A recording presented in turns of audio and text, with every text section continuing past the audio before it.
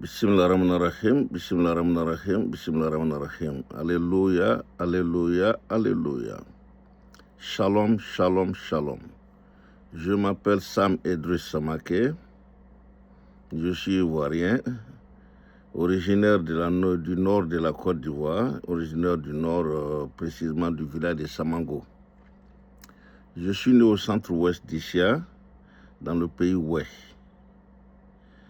Je suis africaniste, je suis panafricaniste, je suis gbagboïste en ce qui concerne la politique en Côte d'Ivoire. Je suis gbagboïste pour une raison très simple, parce que c'est Gbagbo qui nous a ouvert les yeux.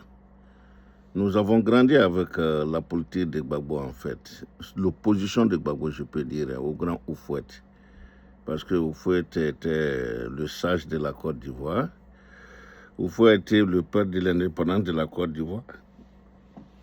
Il s'est évertué à construire une belle société, une société qui ressemblerait à tous égards aux États-Unis. Et je pense que Houphouët a été un génie politique, parce que tout en acceptant les accords tordus du général de Gaulle, parce qu'en fait, en ce moment-là, ils étaient obligés, parce que de Gaulle pouvait refuser aussi de leur donner l'indépendance, et la colonisation pouvait encore s'étendre sur 10 à 15 ans, 20 ans encore. Mais il fallait qu'ils acceptent en ce moment, d'abord, dans un premier temps, avoir une parcelle à eux. Et la parcelle, c'était leur pays respectif, et il fallait l'avoir et puis commencer à labourer, chacun à sa manière, sa parcelle. Et Houphouët a été très intelligent, et il s'est positionné comme le leader incontesté de l'Afrique de l'Ouest, et tous les chefs d'État l'ont accepté, et De Gaulle a vu l'aura d'Houphouët, et il a fait de la Côte d'Ivoire en fait la vitrine de sa politique. En fait, la Côte d'Ivoire était la vitrine de la politique du général De Gaulle. Et donc, Houphouët a eu les mains libres dans certains domaines, les mains libres pour faire certaines choses. Il a eu les mains libres, en tout cas, pour implanter d'abord son leadership grâce à la France, et ensuite, à partir de ce leadership-là, il a développé la Côte d'Ivoire à sa manière, à son rythme. Et il a fait beaucoup. Et on a parlé de miracle ivoirien. Bon, nous, on était jeunes, on ne connaissait rien. Donc, la Côte d'Ivoire, nous pensions que la Côte d'Ivoire, c'était le centre du monde en ce moment. Parce que le beau monde venait en Côte d'Ivoire. Tous les chefs d'État africains venaient faire allégeance à Houphouët en Côte d'Ivoire. Et nous sortions de nos écoles pour applaudir. J'étais au CG de Treichville, au collège moderne CG de Treichville, j'étais là-bas. Donc nous sortions sur le boulevard Giscard d'Estaing pour applaudir, soit Houphouët en allant en voyage, soit quand il accueillait les chefs d'État. Et Dieu seul sait que les chefs d'État venaient en Côte d'Ivoire, et toutes les grandes réunions se tenaient en Côte d'Ivoire à l'Hôtel Ivoire. Et ensuite, les grands de ce monde ont beaucoup voyagé en Côte d'Ivoire. Il y a beaucoup de grands de ce monde en ce moment-là, les grands hommes de ce moment. Excepté peut-être les vrais grands, c'est-à-dire Mao Tse-tung et les présidents américains. Bon, voilà, ceux-là ne sont pas venus en Côte d'Ivoire. Mais à part eux, on a reçu beaucoup de gens en Côte d'Ivoire. Et Houphouët a été reçu un peu partout. Même le Shah d'Iran a reçu Houphouët en Iran. C'était exceptionnel. C'est des choses qu'il faut rappeler aujourd'hui. Houphouët a été reçu un peu partout dans le temps. Houphouët a été l'un des chefs d'État les mieux réussis aux États-Unis.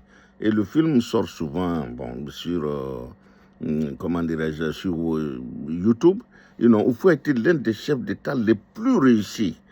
Le seul chef d'État africain reçu à Washington avec tous les honneurs possibles en ce moment, dû aux grands hommes, dû au chef d'État français, dû au grand chef d'État, Houphouët a eu cet honneur-là.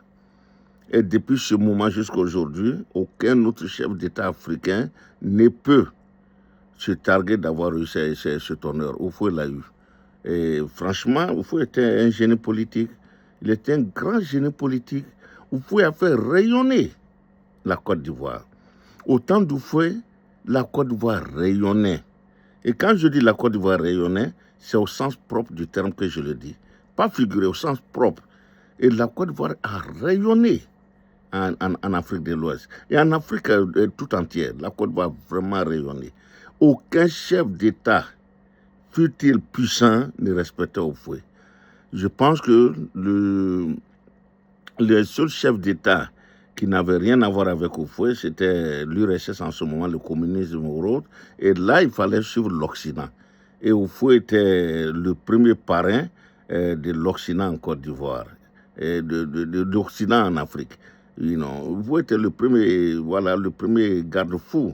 Voilà, donc tous ceux qui faisaient des coups d'État en Afrique.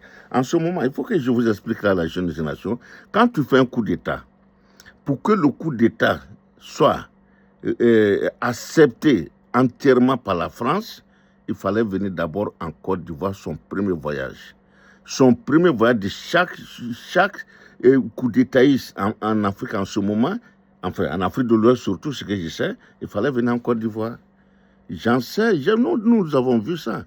Quand Sénou Kountché a fait le coup d'État à Mani Diori, qui était un grand ami d'Oufoué, un grand défenseur d'Oufoué, un grand admirateur d'Oufoué, c'est en Côte d'Ivoire qu'il a fait son premier voyage. Le coup d'État sanglant, très sanglant du Libéria, parce que non seulement ils ont égorgé Tolbert, ils ont fusillé tous les dignitaires du Libéria en bordure de la mer. Et nous avons vu ces images atroces. Mais Samuel Doe, son premier voyage à l'extérieur, après cette sanglante prise de pouvoir, c'était en Côte d'Ivoire. C'était en Côte d'Ivoire. Quand l'ami Zana a pris le pouvoir en Haute-Volta en 1966, mais son premier voyage, évidemment, c'était en Côte d'Ivoire. Au Togo, quand Julius Olympio a été massacré par Eyadema père, mais c'est en Côte d'Ivoire qu'il est venu faire son premier voyage. Parce que tout le monde devait venir en Côte d'Ivoire pour rendre visite d'abord aux vieux, et c'est comme ça on l'appelait, aux vieux Oufoué, et ensuite Oufoué faisait entrer ce président putschiste à l'Élysée. Et l'Élysée acceptait. Maintenant, c'est paradoxal, vous allez me dire, est-ce que Oufoué n'était pas quelque part au courant? Yes, Oufoué le savait. Oufoué était informé minute par minute, à la minute près du coup d'État, de la préparation jusqu'à sa réussite. Parce que c'est la France qui faisait tous ces coups d'État. Et Oufoué, c'était lui en première ligne aussi. Et il fallait l'aval d'Oufoué aussi pour faire certains coups d'État. Et certains coups d'État ne pouvaient pas réussir parce qu'Oufoué ne donnait pas son aval. Quand Oufoué ne donne pas son aval, ce n'est pas réussi. Et quand c'est réussi, Oufoué n'a pas donné son aval, alors là, ça devient autre chose. C'est le coup d'État du Bénin. C'était le Dahomey. Quand il y a eu le coup d'État au Dahomey, Oufoué n'avait pas apprécié. Et c'est ainsi que Mathieu Kouroukou a été projeté dans la main du système communiste. Et ils sont devenus des fervents défenseurs du système communiste en Afrique. Et ils ont rejoint là d'autres mentors qui étaient là, qui n'avaient pas fait de coup d'État, tels que Sékou Touré, tels que Nkrumah. Donc voilà. Non, Nkrumah n'était plus au pouvoir. Donc voilà comment la Côte d'Ivoire était gérée. Oufoué était le patriarche, non seulement le patriarche des Ivoiriens, mais le patriarche des Ouest-Africains. De tous les États ouest-africains, Oufoué était le grand patriarche. Et la Côte d'Ivoire rayonnait de tout son éclat. Elle rayonnait de tout son éclat, je vous dis. C'était ça la Côte d'Ivoire.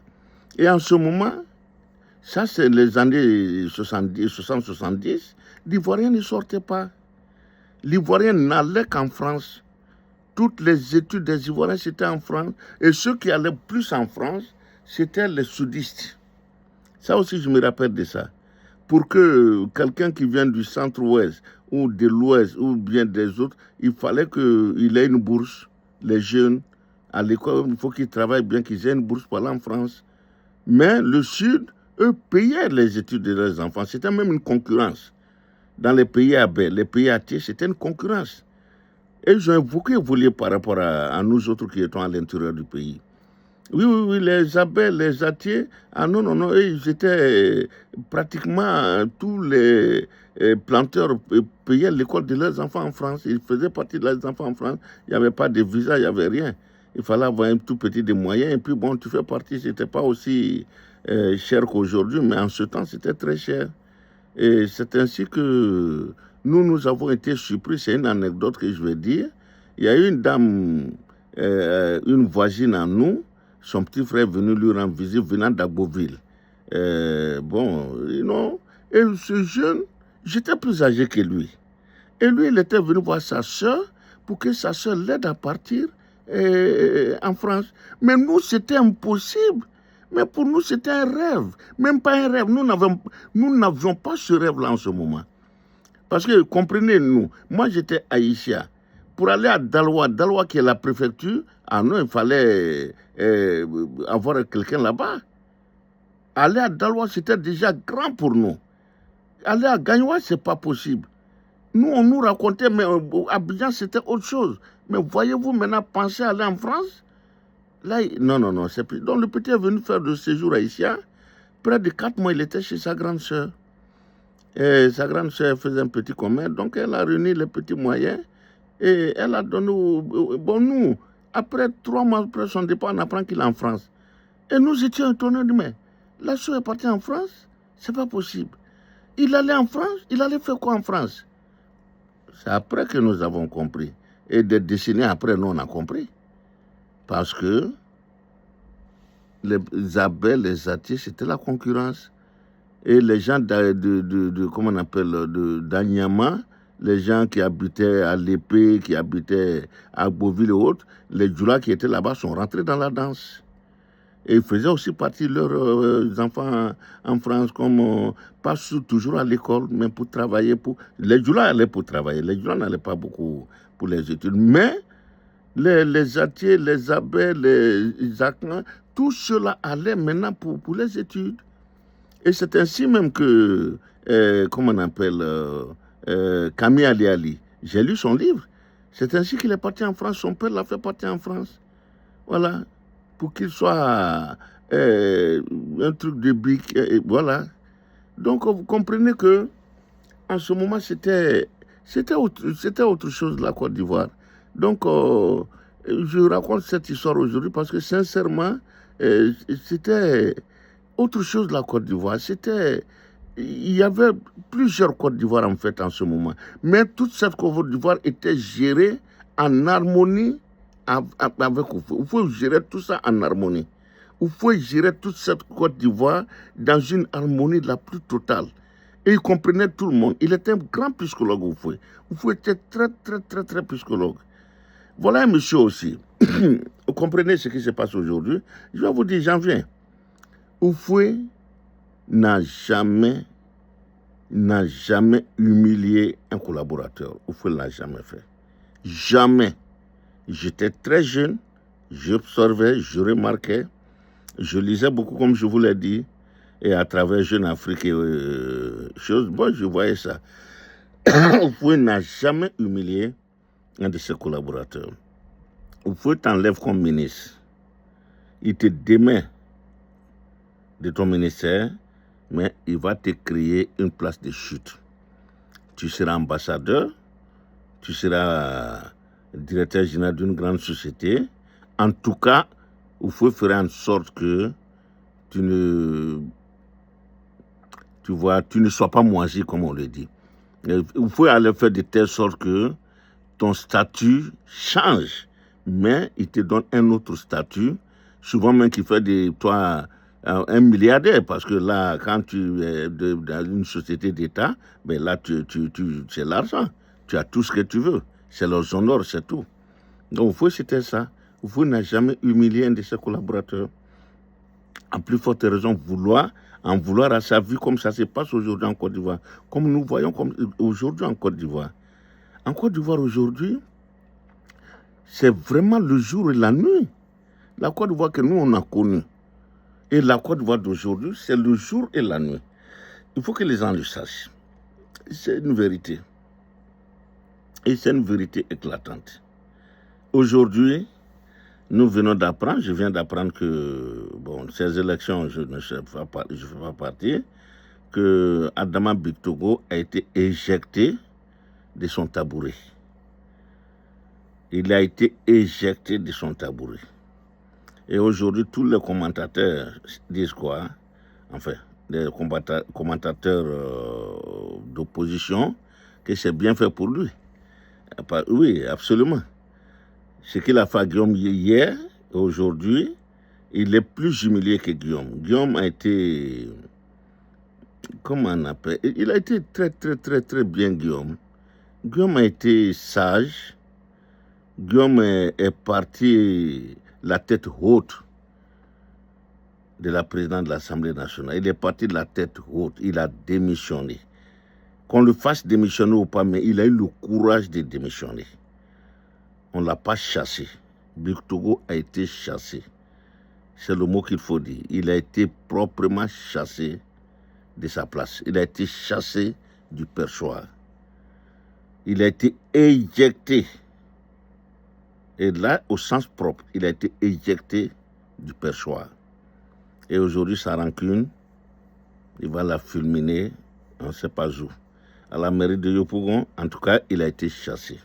Si ce n'est pas en Côte d'Ivoire, seulement en Côte d'Ivoire que ce genre de choses peut se passer. Aux États-Unis, c'est possible. Mais autrement, aux États-Unis, c'est possible. Vous allez me comprendre. Adama Bictogo est un analphabète.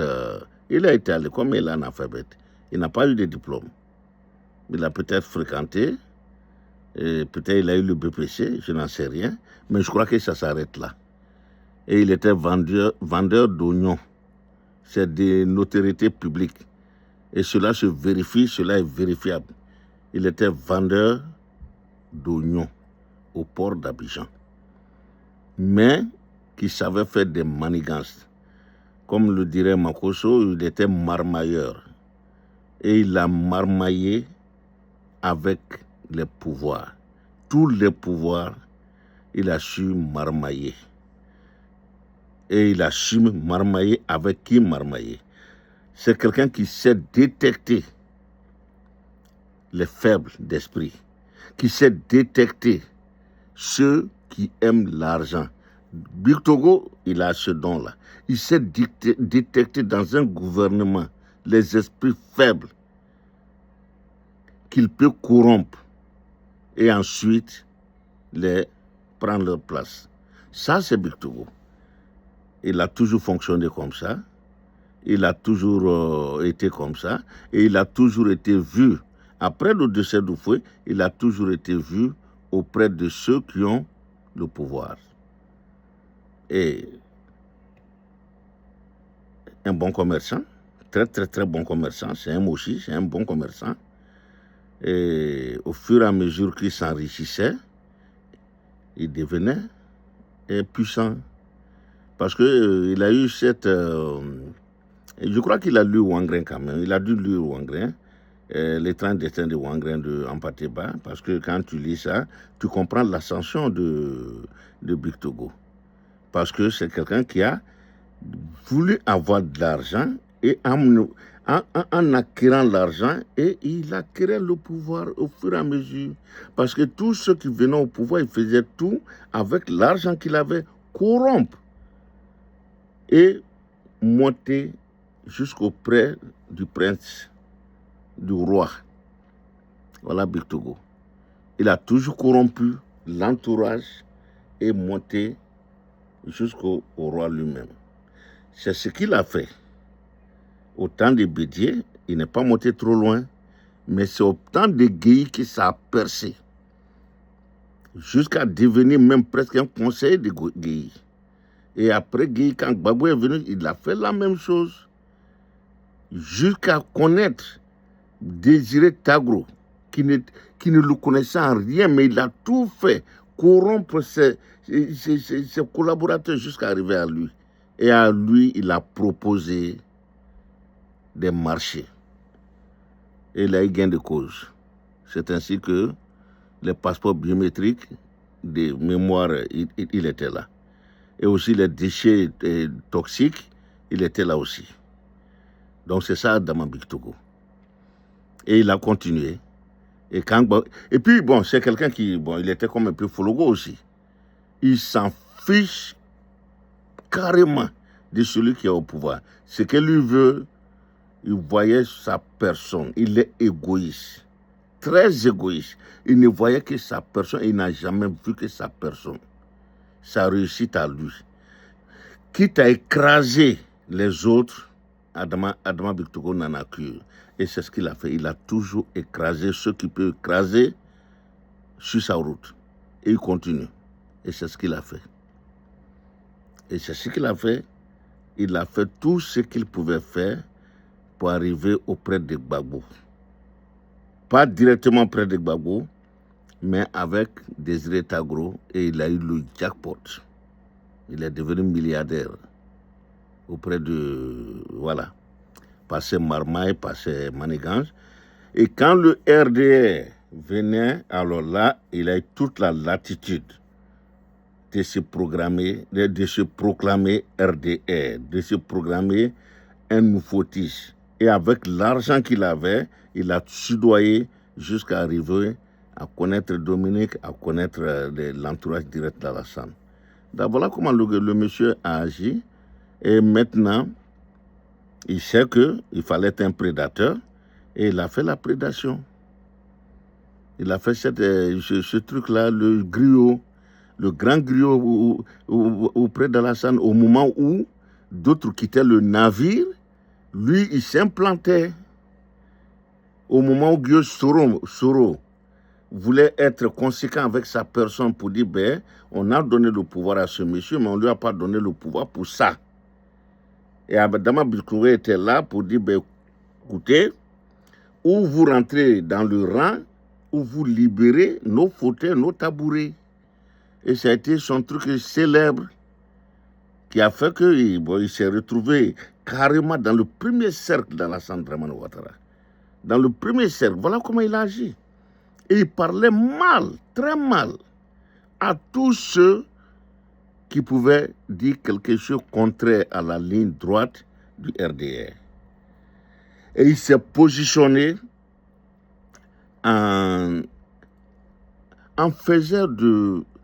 Je ne sais pas comment je peux dire ça. Il s'est positionné comme le gendarme suprême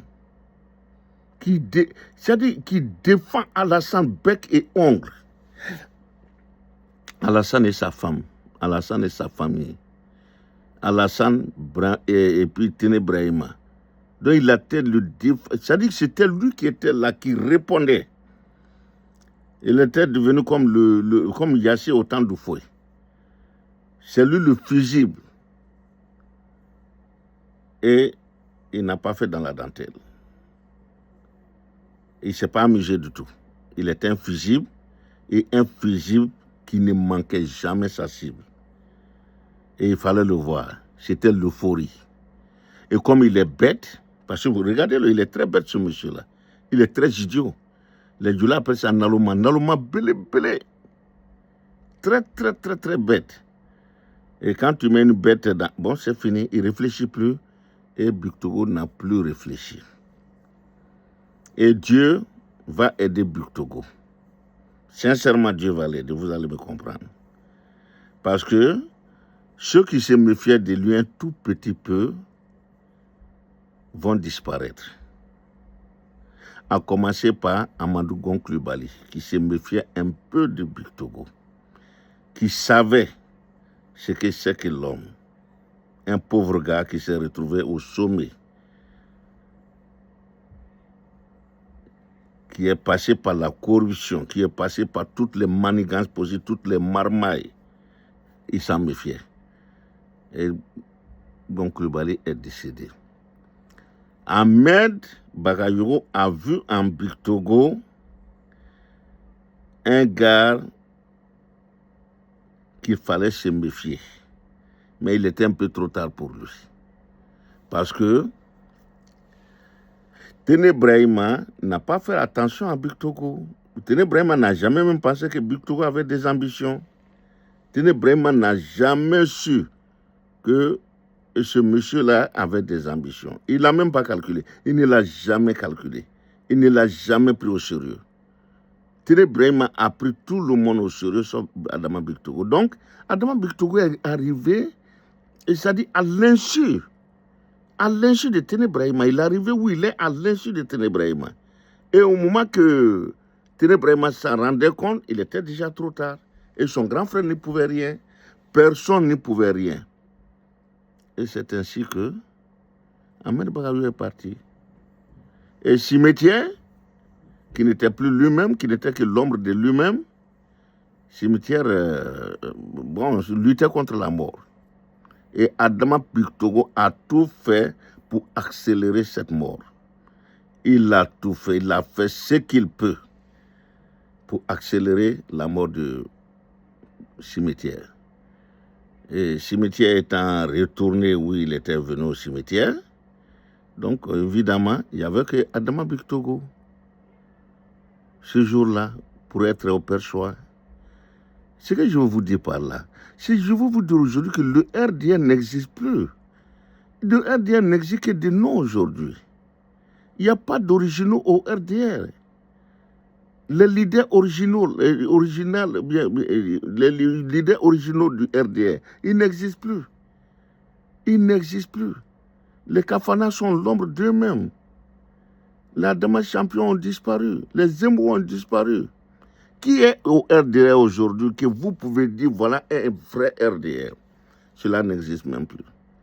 Il n'y a plus de vrai RDR. Il n'y a pas de leader aujourd'hui au RDR pour faire l'ombre à qui que ce soit. Pour faire l'ombre à Tene Brahima et pour avoir une petite ombre autour d'Alassane, ça n'existe pas. Au RDR aujourd'hui, le RDR n'est que l'ombre de lui-même. Le RDR n'existe plus sincèrement. C'est pourquoi moi je pense qu'Alassane même n'est même pas au pouvoir aujourd'hui. Et le quatrième mandat n'existe pas parce que le RDR n'existe pas. Le RHDP, yes. Quels sont ceux qui sont du RHDP? C'est Patrick Hachi, c'est Adjoumani. Et qui d'autre? Amontano, non. Il a toujours été RDR. Mais il est anéanti aujourd'hui. Il n'existe plus. Même son nom, il n'existe plus à Montano. Lui, il n'existe plus. Et qui aurait d'aujourd'hui qui existe? Ça n'existe pas. Il n'y a personne aujourd'hui. Voyez le Nord qui a fait Alassane. Aujourd'hui, au Nord, il n'y a que des imbéciles, des cancres qui sont là aujourd'hui. Des gens inexistants qu'on a fabriqués, qu'on a mis là aujourd'hui à Korogo, à Odiene. Qui est à Odiene aujourd'hui? Les vrais leaders d'Odiene ont tous disparu, sans exception. Si la petite Touré mère là, elle est aujourd'hui, mais c'est pas la peine. Le gars qui a marié la nièce d'Oufoué, mais c'est pas la peine. Camara, moi je suis pas dans ces histoires de dire que tu es griot, tu n'es pas griot pour moi. Hein.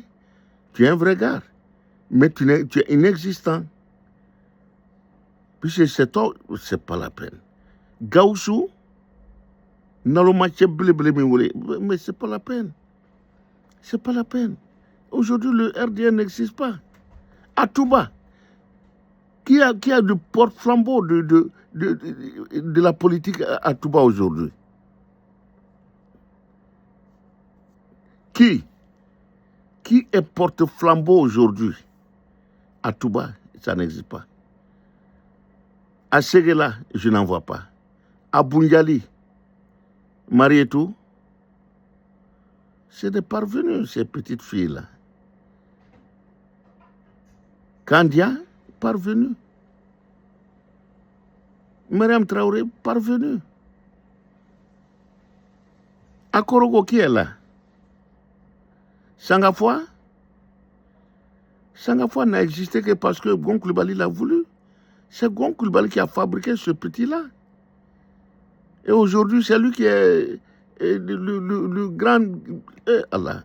L'AS RDR, L'AS RDA. Donc, voyez-vous, le RDA n'existe plus. Il n'y a pas de RDA. Et le RHDP n'existe pas. Ces deux sigles n'existent aujourd'hui que des noms. Et tout se résume aujourd'hui en une seule personne, Alassane. La Côte d'Ivoire aujourd'hui, c'est Alassane, c'est tout. Nous autres, bon, l'opposition, personne n'existe aujourd'hui. Et c'est ici que je vais lancer encore un secours à quelqu'un. N'en déplaise, mais c'est la vérité. Je lance un grand secours aujourd'hui à Soro-Guillaume pour sortir, si les malades qui nous le disent, et qu'on aille voir maintenant qui on peut... Bon, vraiment, je n'en sais rien, je ne sais rien. On est tous perdus aujourd'hui. Le baobab existe. Mais là, j'ai passé par là. Le baobab a fait ce qu'il peut. Il s'est battu contre un monstre comme Oufoué. Il s'est battu contre Bédi. Il s'est battu contre Gueye. Mais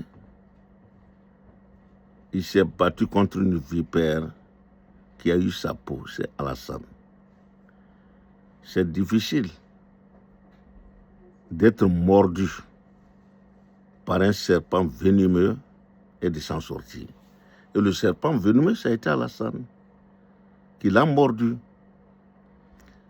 Parce que les quelques mois qu'il a fait à Kourougou, il a été torturé. Et c'est les séquelles aujourd'hui que nous voyons quand il parle avec peine, quand il marche avec nonchalance, avec peine. C'est les séquelles de Kourougou. Mais je vais vous dire une chose. Qu'on soit bouddhiste, qu'on soit chrétien, qu'on soit musulman, nous savons tous que le pouvoir peut tout faire. Le pouvoir a tout pour lui. Mais il y a un truc qui peut anéantir le pouvoir en un clin d'œil. Un seul truc, c'est le péché. Et le pouvoir ivoirien a beaucoup de péchés aujourd'hui. Et le pouvoir ivoirien ne fait qu'accumuler les péchés. Péché sur péché. Je ne vais pas les énumérer ici.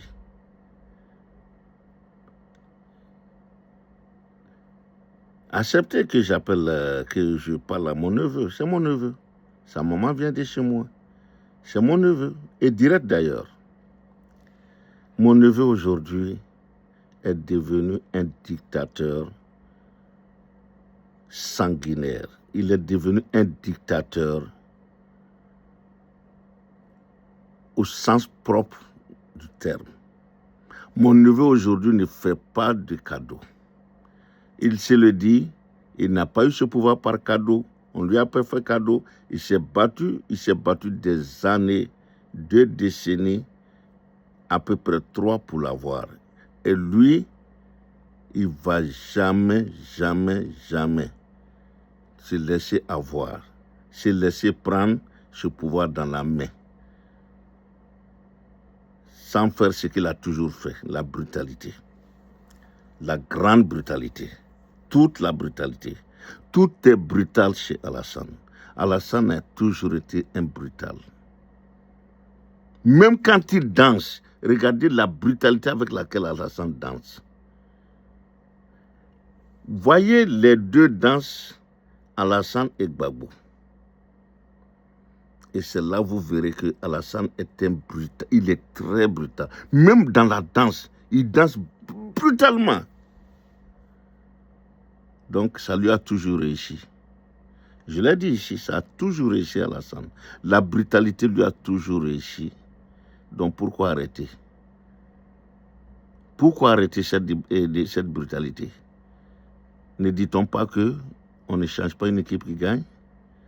De même, Si la brutalité t'a toujours reçu, bon, tu penseras que c'est la seule méthode. Et c'est la seule méthode qu'Alassane connaît. Malheureusement pour lui, nous, Ivoiriens, on a une autre méthode. C'est le dialogue. C'est le dialogue. On a grandi avec ça. On a ça dans le sang.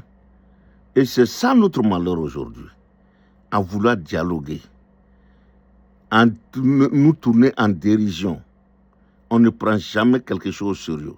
On ne se prend même pas au sérieux. L'Ivoirien ne s'est jamais pris au sérieux. Tous les Ivoiriens, sans exception, l'Ivoirien ne se prend pas au sérieux, l'Ivoirien ne s'est jamais pris au sérieux. Voilà l'Ivoirien. Nous ne nous prenons pas au sérieux. Nous ne croyons pas que nous sommes sérieux. Nous ne savons pas lutter finalement. L'Ivoirien ne connaît pas la lutte. On pense que tout nous sera donné, servi sur un plateau d'or, de diamants, ce qui est faux. Et en ce moment, les brutaux sont en train de nous anéantir. Aujourd'hui, on ne sait pas quel sens se voit en Côte d'Ivoire. L'Ivoirien même ne sait pas aujourd'hui qu'est-ce qui lui arrive. Personne aujourd'hui en Côte d'Ivoire ne sait ce qui lui arrive. Et ce qui arrive à la Côte d'Ivoire aujourd'hui, c'est pitoyable. C'est pitoyable. Qu'un voleur de la trempe de Patrick Hachi soit pulvérisé président de l'Assemblée nationale. Quelle moralité? Quelle moralité? Qu'est-ce que les autres feront et qu'est-ce que les autres font? Donc ça veut dire quoi? Donnez-vous à cœur joie. Faites ce que vous voulez. Les chiens aboient, la caravane passe. Voilà ce que ça veut dire. Patrick Hachi, qui s'est enrichi illicitement, qui s'est enrichi, qui allait déposer des milliards dans les offshore, au vu et au su de tout le monde, est aujourd'hui bombardé président de l'Assemblée nationale. Les traites comme Adjoumani, aussi idiots, Nalomabili, aussi idiots et bêtes, qu'est-ce qu'ils vont faire? L'AS RDA à Korogo, je le conçois. Vraiment, je l'admire, il a arrangé, il a embelli Korogo. Amadou Gon a beaucoup fait pour Korogo, mais l'AS RDA a maintenu et a continué. Mais il est analphabète. Mais là aussi, je suis d'accord avec lui qui n'est pas député. Parce que c'est proclamé député, là, bon, vraiment, j'allais beaucoup le critiquer. Mais je pense que s'il est maire de Korogo, ça c'est bien, c'est un truc de proximité. Il est avec la population.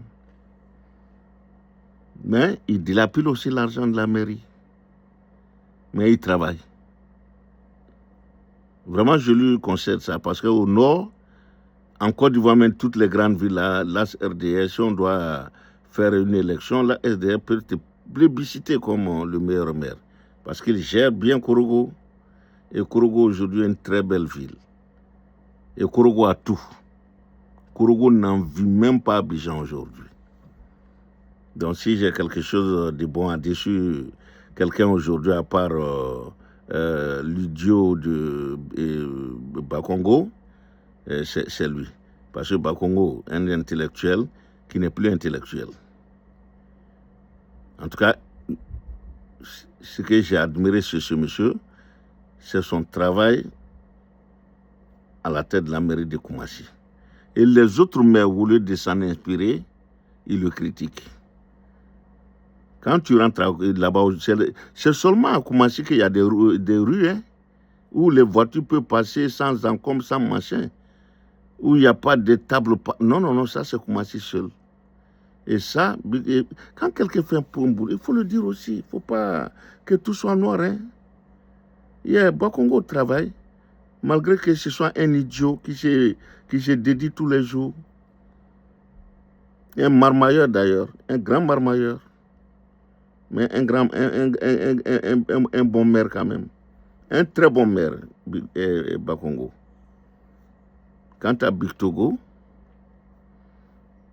un piètre maire, grand commerçant, grand marmailleur, mais un piètre député et un piètre maire. En Côte d'Ivoire, qu'est-ce qui est Alassane? Je me rappelle très bien à l'avènement d'Alassane. Qu'est-ce que les Alassane disaient? Qu'à leur moment, Alassane va arrêter le cumul des fonctions. Ça a été chanté dans le Patriot, ça a été chanté partout. Ils critiquaient ça, le cumul. Mais aujourd'hui, le cumul des postes, le RD est champion du cumul des postes aujourd'hui dans le monde entier. Il est député, il est maire, il est président du conseil régional, il est ceci, il est cela. Ils sont tous bombardés, ministres, gouverneurs. Ça veut dire quoi? On n'a jamais vu ça ailleurs. Ministre, gouverneur, qu'est-ce que c'est? Qu'est-ce que ça veut dire? Ou tu es ministre ou tu n'es pas ministre. Mais tu ne peux pas être ministre et puis gouverneur. Non, ce n'est pas possible. On n'a jamais vu ça. Il y a qu'en Côte d'Ivoire aujourd'hui qu'on voit des titres, ce n'est pas possible. Des titres idiots. Des titres idiots. Tellement idiots que l'Ivoirien même ne sait pas. C'est-à-dire, on laisse. Non, we don't say anything. We just look. Non. La ilaha illallah. Ministre gouverneur. Qu'est-ce que ça veut dire?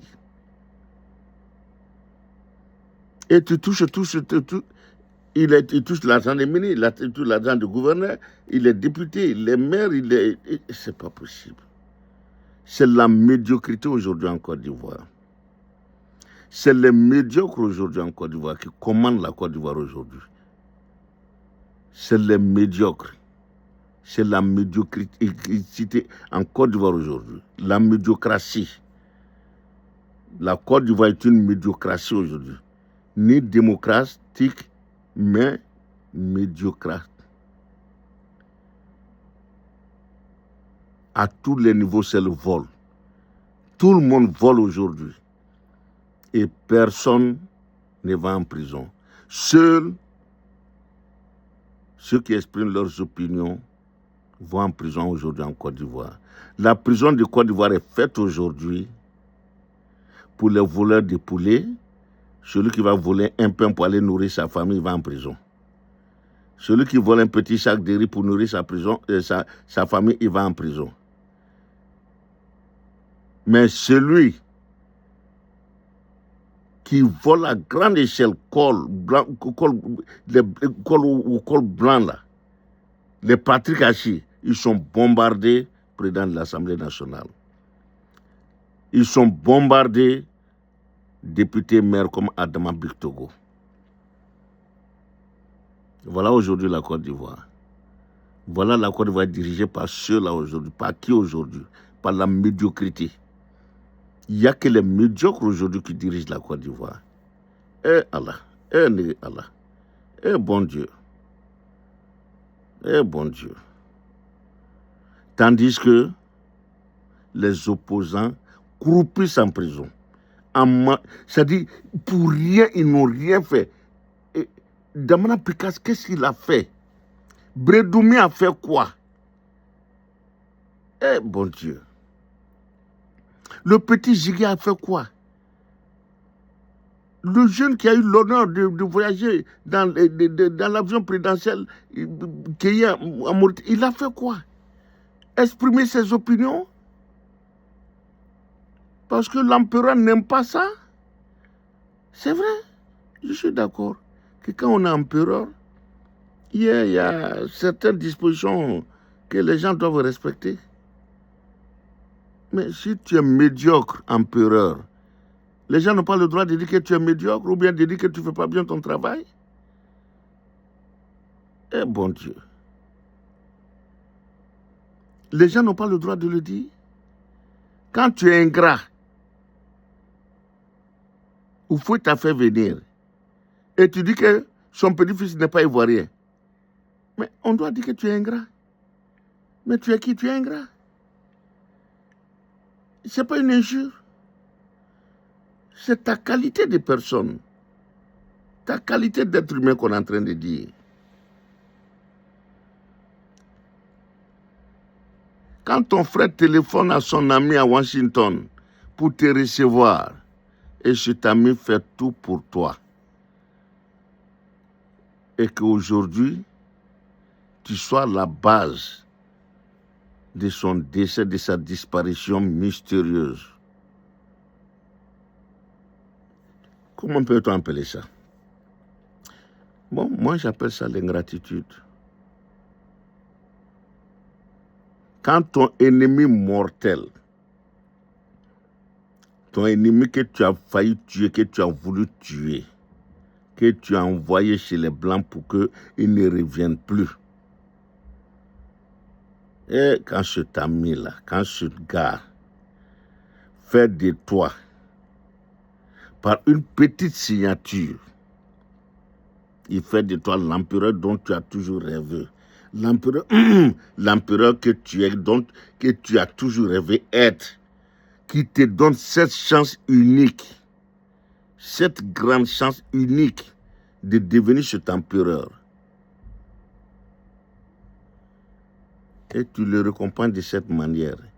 Et aujourd'hui, lui n'a pas le droit de prétendre au poste qu'il t'a laissé, au poste qu'il t'a même offert. Comment appelons-nous ça?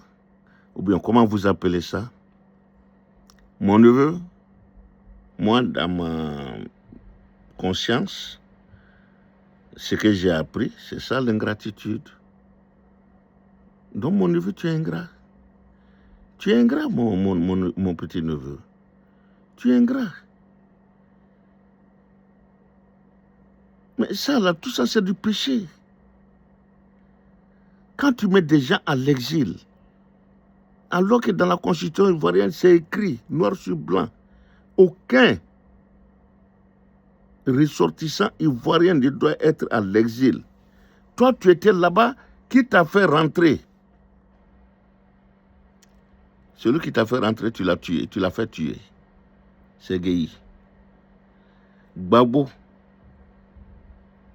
a donné les papiers plus l'argent pour aller faire soigner ta propre maman. Et Allah. Et Allah. Là, et nos imams sont là, qui croient en Dieu et qui ne peuvent pas te dire cette vérité. Gbagbo a fait soigner ta maman, lui a permis d'aller se faire soigner.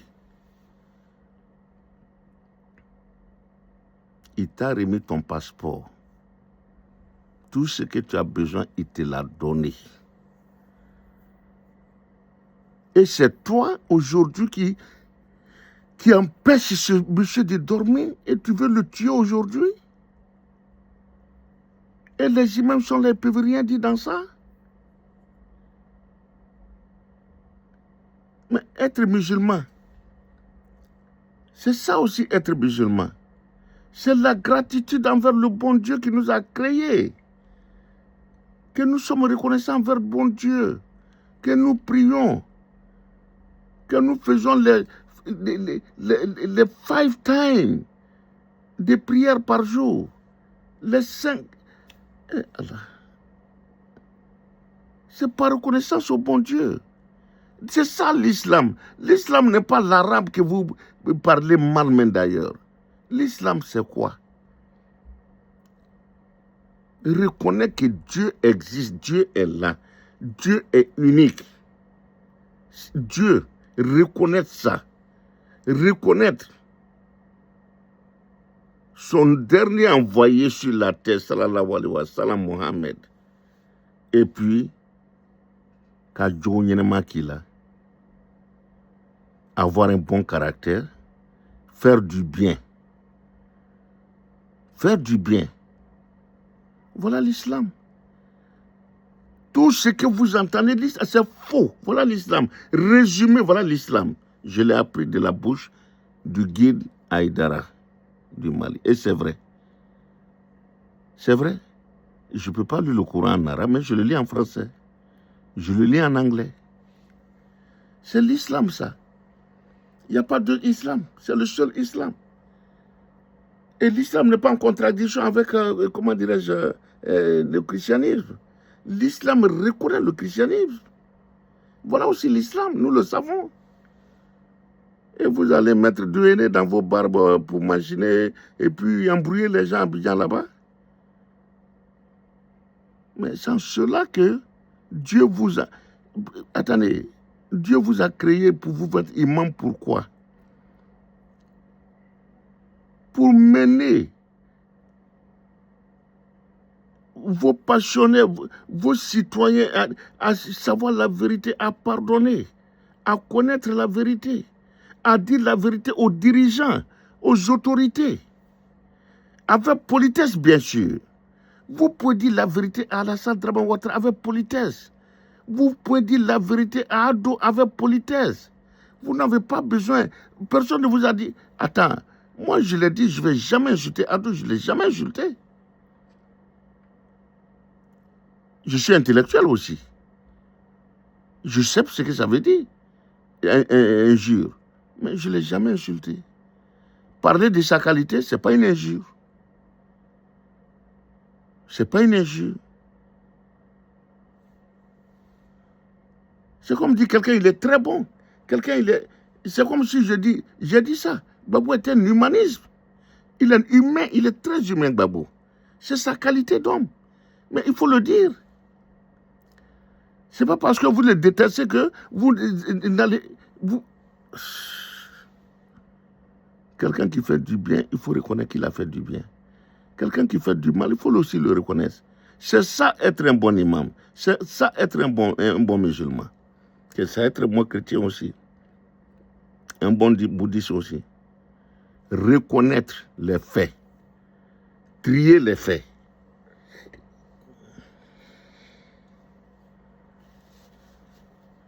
Reconnaître les faits. Ce n'est pas un crime. Ce n'est pas mauvais.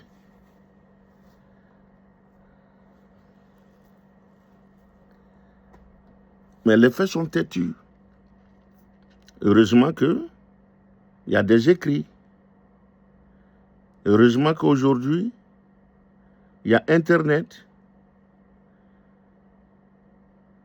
Heureusement aujourd'hui que tout ce qui se passe, on le sait à la minute près. Les jeunes d'aujourd'hui, eux, ne peuvent pas le savoir. Quand je suis venu aux États-Unis, nous, tous nos groupes, on était tous, enfin, on travaillait dans l'informel en fait. On travaille tous dans l'informel ici. Mais, pour parler à nos parents, nous, notre groupe, c'était seulement lundi. Chaque lundi. Et souvent, tu ne peux pas parler tous les lundis parce qu'on était nombreux. Et il n'y avait qu'un seul téléphone par chambre. Nous, dans notre chambre, une petite chambre, il fut un temps où on était 16. D'autres devaient travailler la journée, d'autres travaillaient la nuit pour qu'il y ait de la place. Et le lundi était choisi par beaucoup, l'immense majorité, comme jour off, comme jour de repos. Et c'est ce jour-là, depuis 4h du matin, les appels commençaient. À tour de rôle. Il fallait s'inscrire. Aujourd'hui, toi, tu es premier. Demain, tu peux être dernier à téléphoner. Donc, c'est dire que souvent, de 4h du matin jusqu'à 16h, on est en train d'appeler l'Afrique. Chacun son tour. Et tu ne pouvais pas faire 1 heure du temps. Et il n'y avait pas d'intimité. Voilà comment nous appelons. Mais aujourd'hui, là, c'est impossible. Ça, c'est la préhistoire pour vous aujourd'hui. Mais c'est dans ça nous on vivait. Mais encore là, c'était bon. Quand j'étais à Ouangouloudoké, j'écrivais une lettre à un ami haïtien. Je devais attendre 3 mois pour recevoir la réponse de la lettre. Et quand la réponse vient, au bout de 1 mois et demi, alors là, c'est trop rapide. Mais on est heureux, on est content. C'est pas possible. Tu peux lire cette lettre-là pendant près de 100 fois avant qu'une autre lettre n'arrive encore. Mais aujourd'hui, tu te lèves, tu prends un téléphone, tu appelles. Vous n'avez pas connu ça? C'était... Non, on a... Attends, je me rappelle qu'à Issia, quand nous on venait en vacances, on avait une petite soeur. Ah non, cette petite soeur, elle était très bien. C'est elle qui faisait la course entre nous et nos différentes copines. Moi, je peux la réveiller le matin, écrire une petite note, lui remettre et va les remettre à la copine. Même si c'est à 2 kilomètres, elle va courir pour aller le faire. Et quand elle arrive là-bas, soit la fille lui dit, bon, attends, je vais faire la réponse, elle écrit la réponse, elle lui donne. Et elle doit revenir avec ça. Ou bien la fille lui dit carrément, bon, écoute, j'ai compris, je vais faire la réponse, mon petit frère va lui remettre après.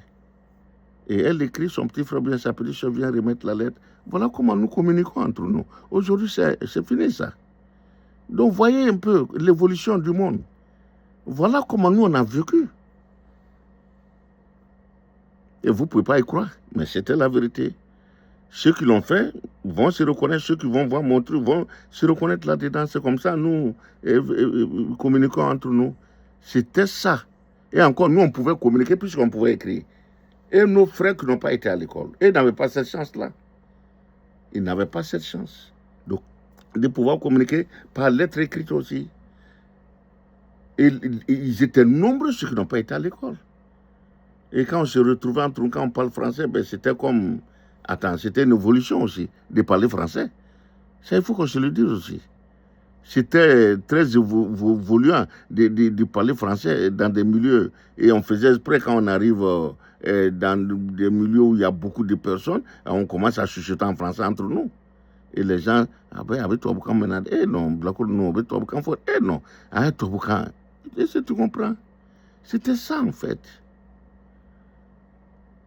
Et aujourd'hui, Alassane est en train de nous gouverner de cette manière médiocre. Et aujourd'hui, à votre temps, jeunes, ne l'acceptez pas. Vous ne devrez pas l'accepter.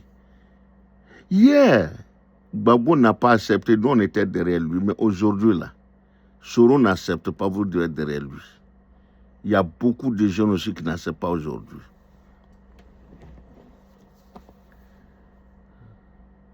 Hier et aujourd'hui, c'est tout à fait différent. Avant-hier, c'était autre chose, c'était nos parents, nous. Hier, c'était nous. Aujourd'hui, c'est vous, les jeunes. Organisez-vous. Apprenez un métier, partout où vous êtes. C'est le conseil que je vous donne ici. Apprenez un métier, l'Afrique a besoin de vous. Ne faites pas des études, comme nous on l'appelle à notre temps, papier longueur, non. C'est pas ça qui est important, il faut savoir faire quelque chose. Ça nous a fatigués ici quand on est arrivé aux États-Unis, ça nous a fatigués. Je le répète, ceux qui étaient mécaniciens ont eu du travail tout de suite, rapidement, et très bien payés. Ceux qui étaient électriciens, ceux qui étaient menuisiers, même ceux qui étaient maçons, parce que tout ça c'est dégradé en Afrique. Ceux qui étaient maçons étaient encore mieux payés que tout le groupe, les maçons. Et ceux qui allaient encore travailler sur les routes, qui se sont mis en... Vous ne pouvez pas comprendre. Donc apprenez un métier, apprenez quelque chose à faire, faites quelque chose.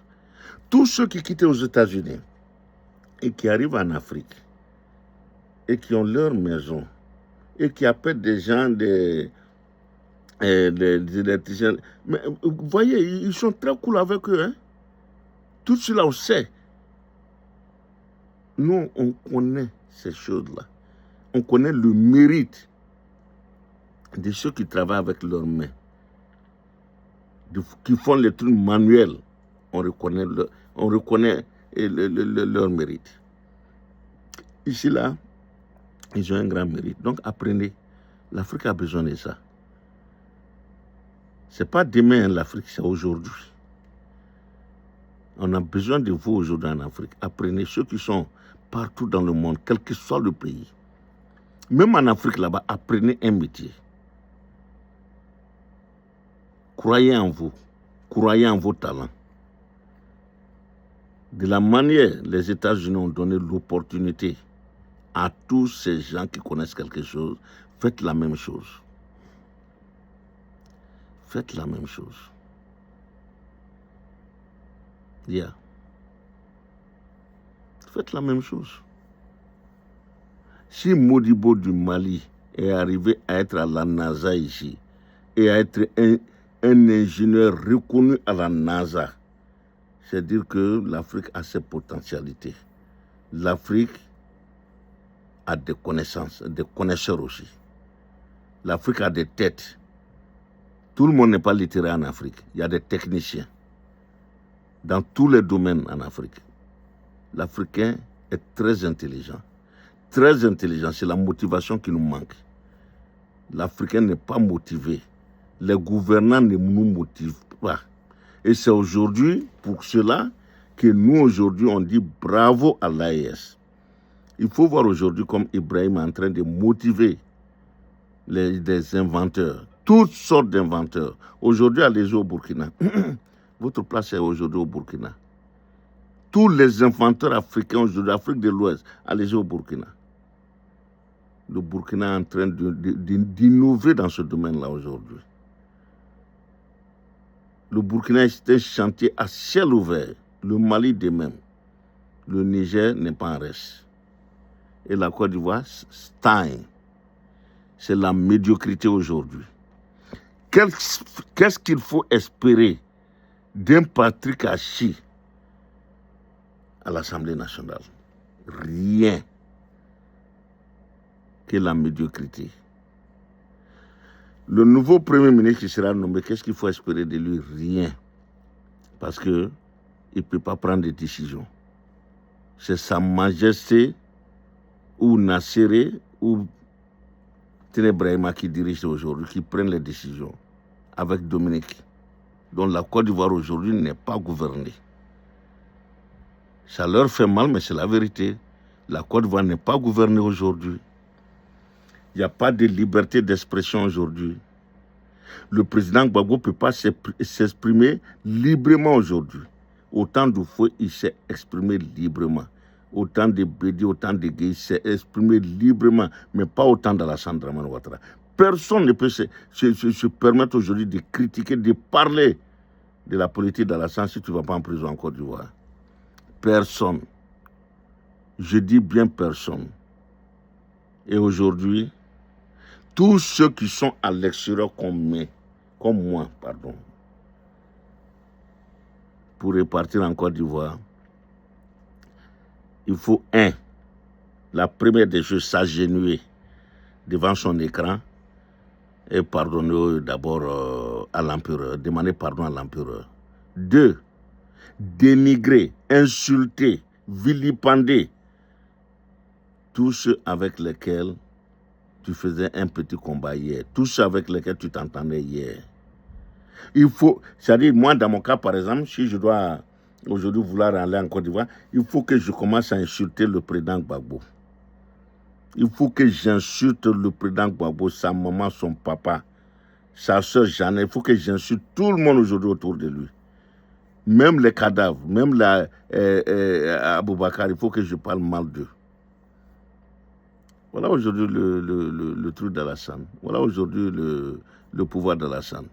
Et nos imams sont là, ils ne disent rien dans tout ça. Et ils l'acceptent. Et d'ailleurs, même, ils disent qu'Alassane a raison. Rira qui rira bien le dernier, Inch'Allah. Rira qui rira bien le dernier, Inch'Allah. Inch'Allah, rira qui rira le dernier.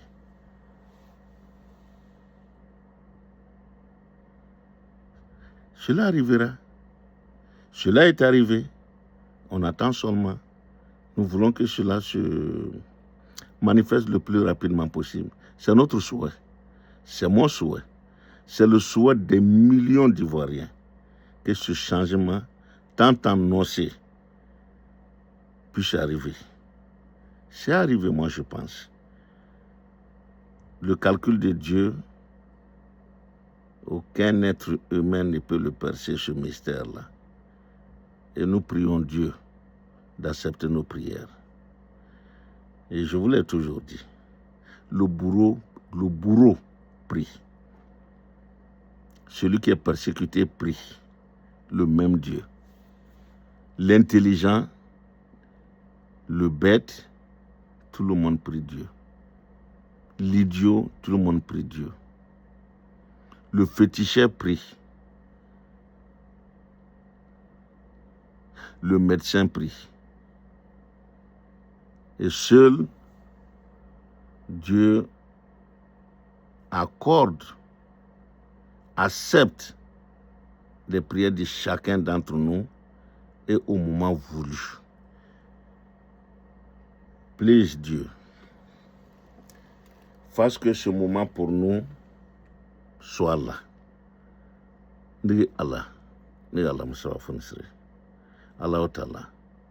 Ni Mauro Sale, ni ya John Dumutole, ni Makarange. Ni ya John Dumutole, Makarange de Ndefuilo, Miskarajira Tindalo. Mais ni milon Allah eye. Allah ye, lanala, lanola, o wulibili. Allah ye. Yakila de la ban, ole Muhammad sallallahu alayhi wa sallam. Lanola. Nigala, Sitanya Dabritanya. Sitenu Dabritanya. Se Susutanya. Elle est chétriée. Anga chétriée ma. Nigala Musa Funisri. Ivoirien brassere nigala, nous brassere. Nigala, anya tout en fait. Fembe ambru, fembe anya jamanaro, mais te kwano katra. Sibri tangro katra. Kulo nanye, nigala, ite ko chiko boanyete. Ko mi loni nunya so du so dundala, ite o chino se kado anya sola. Anyo nyine fendigala, maswa Funisri. Kodo no lomga no ka elema.